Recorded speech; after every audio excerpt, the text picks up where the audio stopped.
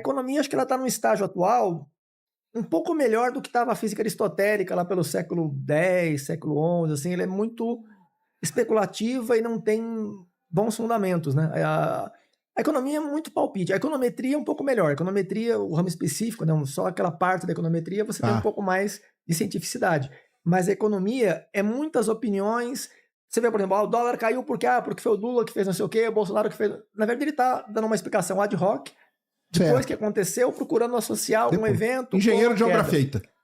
Mais ou menos isso. Né? Depois que aconteceu, ele usa aquilo para explicar pós-fato, que qualquer um explica. O lance é tentar prever antes, né? Que esse dólar vai cair ou vai subir. Nenhum deles. Você vê o Paulo Guedes, que é um excelente economista, um dos melhores economistas do Brasil, estudou na Universidade de Chicago, né? Que é, assim, em termos de economia, uma das melhores, quase no mesmo nível de Harvard, de Yale, né? Tá lá entre as melhores.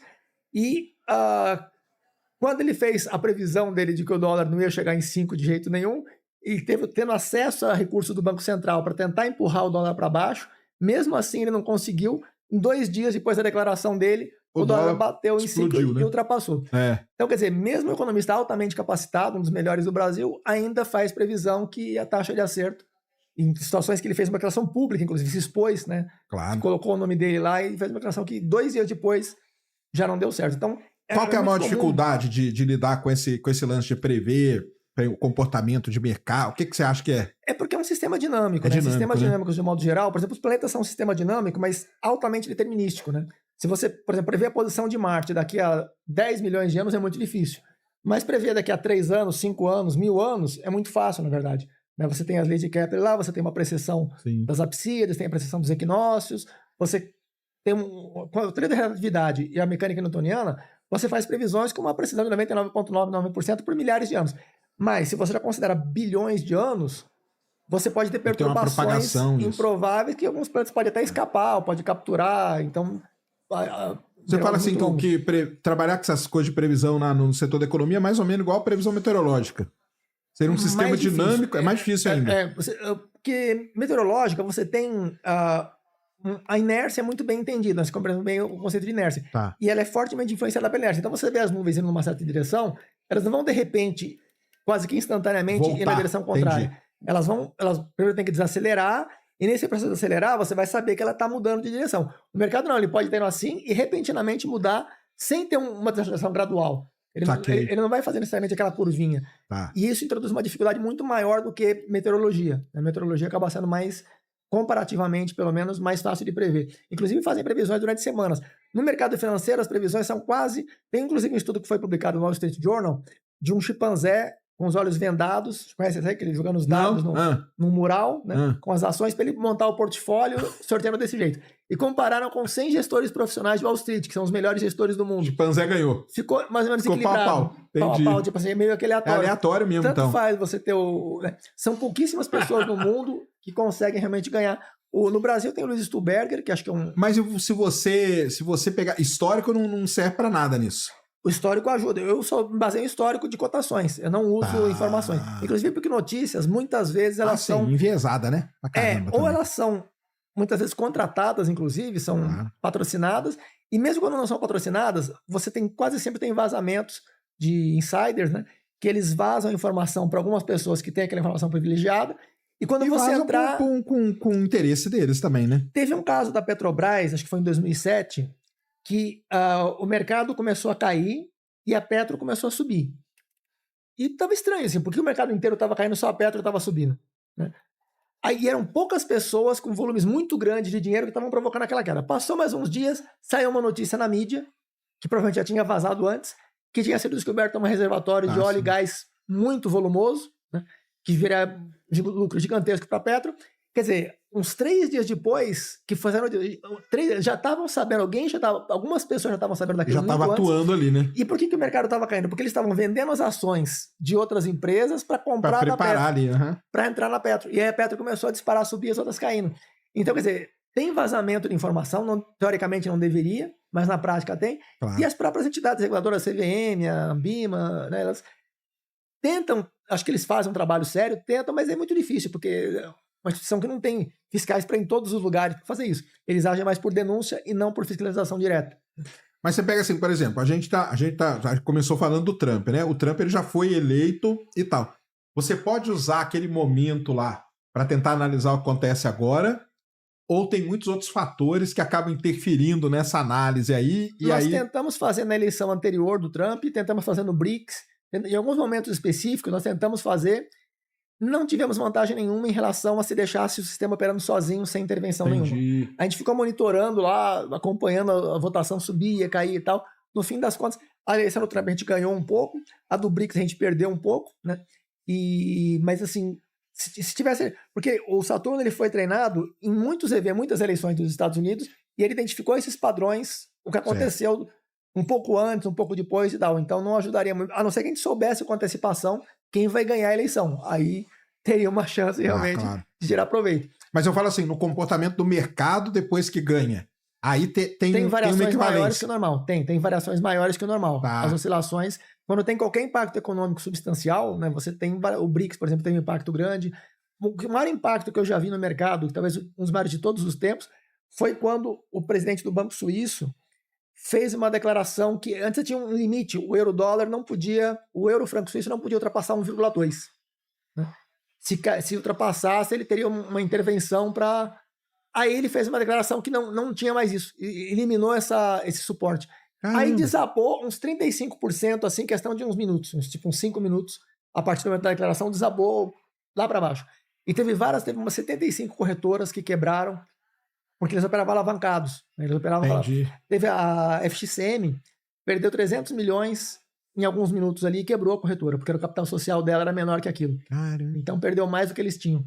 Então, uma coisa assim que... Eu sei que economia não é exatamente a ciência, mas se a gente fosse fazer uma previsão, a gente tá aí... Quanto que dá o dólar hoje? 6,2? Prefiro nem saber. Tá perto de 6. Mas deve estar por 6,2, 6,3, não sei. Quanto que você acha que o dólar vai para 2025?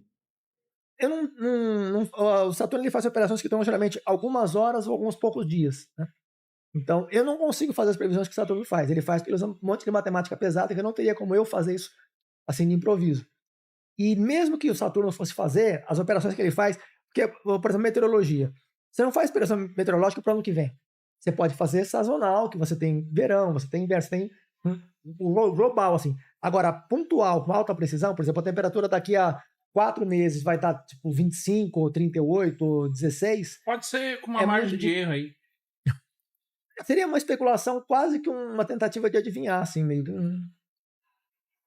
Se você acha que é vantajoso aplicar em dólar, se é melhor deixar em dólar ou em real, eu posso responder. É mais vantajoso em dólar do que em real. Agora, a longo prazo, assim, para longo prazo, né, o dólar é uma moeda muito mais estável do que o real. O ouro seria mais estável do que o dólar. Bitcoin, eu acho bem especulativo, mas por enquanto ela está indo muito bem. Eu acho que o Bitcoin está... Né? Se eu tivesse que optar entre real e Bitcoin, ficaria meio na dúvida. Entre real e Bitcoin, você fica na dúvida? Porque Bitcoin você pode... Se você caísse 90%, você teria estômago para aguentar 90% ali sem vender? Tem que aguentar. Você teria estômago para aguentar? Tem que aguentar. Tem, mas e se cair e não voltar a subir? Você teria estômago para continuar quanto tempo aguentando 90%? Bom, não, então... Porque... Vamos lá. É que o Bitcoin... Se você realmente tem Bitcoin... Você sabe que porque a maneira correta que você falou é isso, é você entrar e segurar. Você entrar e segurar, porque um Bitcoin é sempre um Bitcoin. Isso, exatamente. Se você tem o Bitcoin a 100, se você tem ele a 50 e etc, não importa, porque um Bitcoin é sempre um Bitcoin. As características dele de transportabilidade, de fungibilidade e você poder fazer as transações através da transação da blockchain sem precisar, enfim, declarar, sem estar sendo rastreado, etc. Essas são as características do Bitcoin. Se você entra no Bitcoin, óbvio que ninguém quer que o negócio derreta. Ninguém quer. Mas se você não ganhar nada, só o fato de você ter Bitcoin, você já está ganhando por causa disso. Entendeu? Talvez algumas instituições queiram que derreta, porque bancos, por exemplo, não é interessante para alguns bancos, para alguns governos, que as pessoas consigam fazer operações sem pagar imposto, apenas com privacidade, sem dar satisfação do que elas estão fazendo. Mas o que está acontecendo é que o Bitcoin continua valendo Bitcoin. A alavancagem do Bitcoin é porque o dólar, tipo, tava 6,20 e tudo mais, quase 6,30. E o dólar recuou, por isso que não chegou a 120. Esse argumento que o Bitcoin preserva as propriedades dele, o ouro também preserva, quase todas Mas o ouro é material, né? Você não consegue andar com quantos quilos de ouro você consegue andar? Mas é um outro argumento, então. O argumento que você estava usando é que o Bitcoin preserva as propriedades. Sim. Aí você está com outro argumento que o ouro você tem menos portabilidade para... Não, sim, mas e sem contar que, tudo bem, o ouro, aqui, se você estiver aqui no Brasil, o ouro valorizou 50%, certo? Só que aí você tem que pagar imposto na hora de... Paga um imposto em cima da valorização do ouro. Você tem mais privacidade. Então, pois é. Mas a questão, o ouro já tinha essa característica, ele continua tendo. O Bitcoin também tinha. O argumento ele preserva as propriedades. O ouro também, ele não tem a portabilidade. Essa alta do Bitcoin que está acontecendo não é porque o Bitcoin está valendo mais, é que o real está valendo menos. Então essa é a grande questão. Na verdade, acho que as duas, mais o Bitcoin do que o real não desvalorizou na proporção que o Bitcoin subiu em relação a outras moedas, em relação a outras commodities. Então foi, acho que 70%, 80% porque o Bitcoin subiu, e talvez uns 20%, 30% porque o real desvalorizou em relação às moedas. Foram os dois fatores combinados, mas o maior peso está no crescimento do Bitcoin. Você acredita? Isso está falando do ano passado. O Bitcoin subiu em relação ao dólar, por exemplo, subiu em relação ao ouro, o Bitcoin subiu em relação a tudo. Então não foi só... O real também desvalorizou, mas foi um pouco só. O real desvalorizou uns 10%, talvez. O Bitcoin subiu 100%, mais de 100%. Então, muito mais foi pelo próprio Bitcoin, características do Bitcoin que fez a subida, do que da desvalorização do real. Foi os dois combinados, né? Outros fatores também combinados, mas principalmente esses dois, mas o maior foi o mérito do Bitcoin e não demérito do real nesse período. Eu vi uma conversa que você teve com o Rubão que eu achei muito interessante, porque você refutando tudo que o Rubão falou de Bitcoin. O Rubão falava um negócio de Bitcoin, e o Rubão é um cara bem inteligente. Ele fazia comentários. Que não dá para comprar Coca-Cola. Agora dá, meu irmão. Ele usou uns Já 10 falei para ele, Rubão. Ele usou uns 10 argumentos. Eu achei os argumentos dele interessantes e inteligentes porque ele pensou sobre aquilo. Ele não copiou de algum lugar, ele analisou, ele pensou e tal. Só que eram quase todos errados. Assim, ele apresentava os argumentos.